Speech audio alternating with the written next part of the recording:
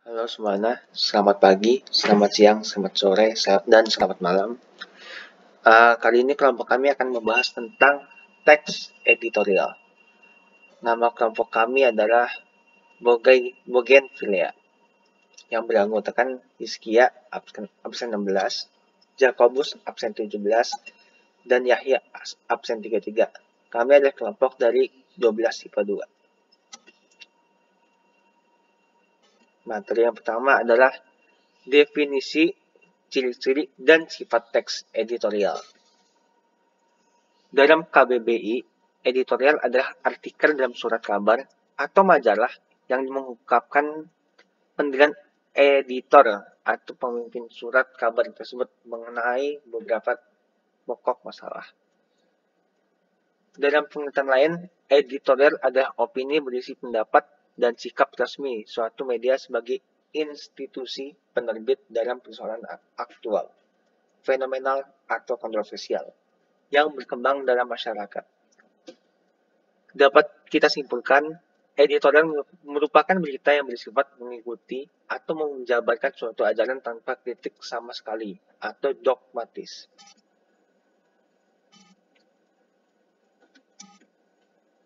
Ciri-ciri teks editorial. A. Berisi opini redaksi yang sedang hangat diperbincangkan. B. Berisi ulasan suatu masalah yang dimuat. C. Biasanya berskala nasional. D. Menggunakan kalimat singkat, padat, dan jelas. E. Bersifat argumentatif. F. Sistematis dan logis. G. Ditulis dengan perspektif tertentu untuk mengungkapkan kebenaran pendapat. H. Dimulai dengan pemaparan fakta umum terlebih dahulu, lalu pemaparan pendapat.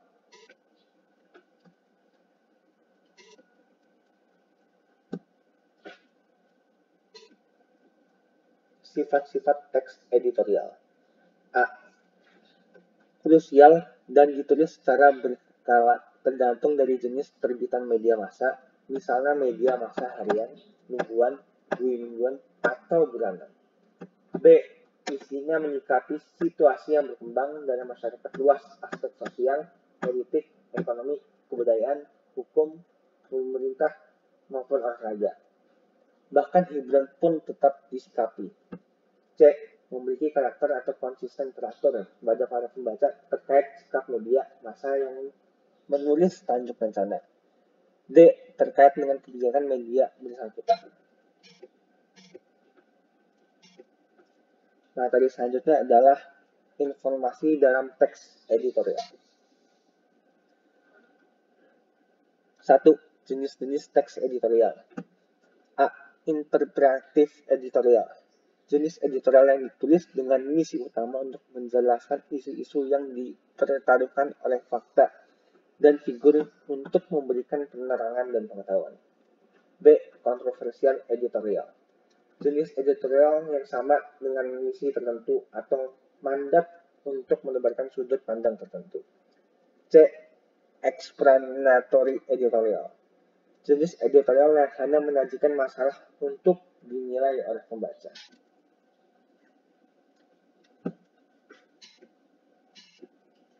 Dua. Fakta dan opini dalam teks editorial. Teks editorial merupakan cerminan sikap atau pandangan redaksi media terhadap suatu peristiwa. Sikap tersebut diawali dengan rumusan pernyataan umum atau tesis terhadap peristiwa yang terjadi dalam masyarakat. Redaktur menguatkan dengan argumen-argumen berupa fakta. Kemudian redaktur memberikan pendapat dan saran yang ditegaskan pada bagian akhir. Dengan demikian, teks editorial selalu memuat fakta dan opini.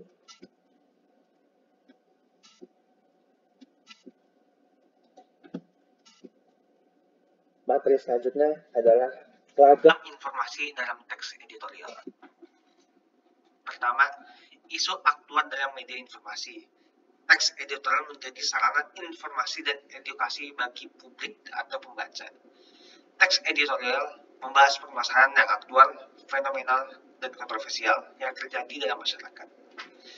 Peristiwa-peristiwa yang terjadi dalam masyarakat diklasifikasikan dalam beberapa kelompok berdasarkan aktivitasnya, keluarbiasaannya, dan keterbantahannya.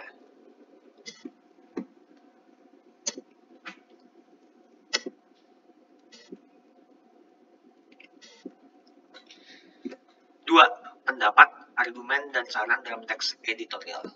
Isu faktual yang telah disusun redaktur menjadi dasar untuk menulis teks editorial. Akan tetapi, redaktur sebelumnya harus mencari data sebelum menyusun teks editorial berdasarkan isu faktual. Berikut langkah-langkah menyampaikan argumen atau pendapat dalam teks editorial.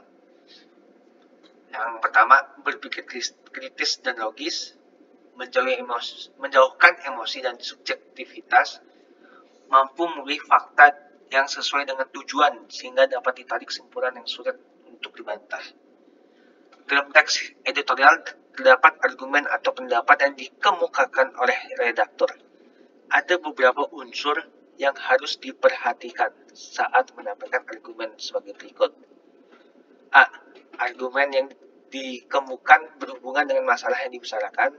B. Argumen dapat mempercepat pemahaman masalah, penemuan sebab, dan pemecahan masalah. D. Struktur dan kebahasaan teks editorial. 1. Struktur teks editorial. Struktur teks merupakan gambaran cara teks dibangun. Struktur teks editorial terdiri atas masalah atau penataan pendapat, argumentasi mendukung atau menolak, dan penggasan ulang. Teks editorial dibagi jadi 3 jenis.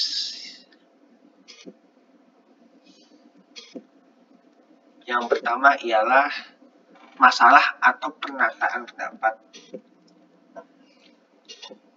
Yang kedua adalah argumentasi. Dan yang ketiga adalah penegasan ulang. Kaidah kebahasaan dalam teks editorial. Teks editorial termasuk ke dalam produk jurnalistik. Produk jurnalistik adalah sesuatu yang mengatakan kewartaan dan persurat kabaran. Oleh karena itu, kaidah kebebasan teks editorial tergolong ke dalam kaidah kebahasaan yang berciri bahasa jurnalistik. Ciri-ciri bahasa jurnalistik teks editorial yaitu A.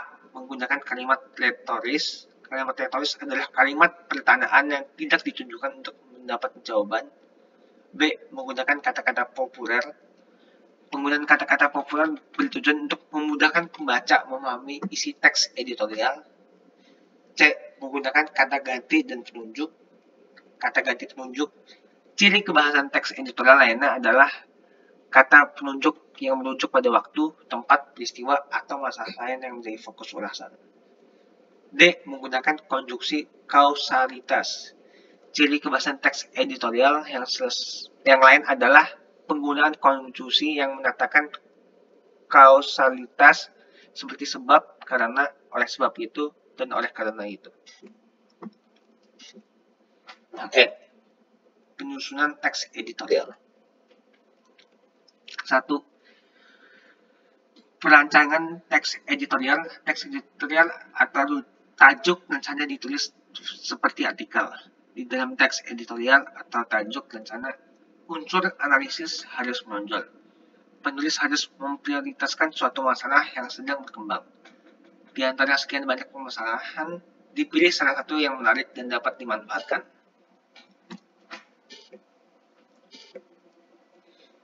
2.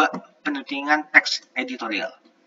Dalam menyusun teks editorial, Anda harus menggunakan bahasa yang baik benar. Untuk itu, dilakukan penelitian. Unsur-unsur penting yang perlu diperhatikan pada teks saat melakukan kegiatan penelitian teks sebagai berikut. Ketetapan A. Ketetapan penulisan huruf, kata, lambang bilangan, serta ketetapan tanda baca. B. Ketetapan penggunaan kata-kata untuk mengungkapkan suatu maksud sesuai dengan situasi dan kondisi. C. Keefektifan kalimat untuk mewakili gagasan atau perasaan penulis yang ingin disampaikan kepada pembaca. D. Struktur baik kalimat harus mengandung unsur S sampai P. Akan tetapi dalam unsur tertentu dapat digunakan kalimat tidak lengkap. E. Keterpaduan paragraf yang terdiri atas gagasan yang utuh dan paparan paragraf yang lengkap. Terima kasih telah mendengarkan dan selamat tinggal.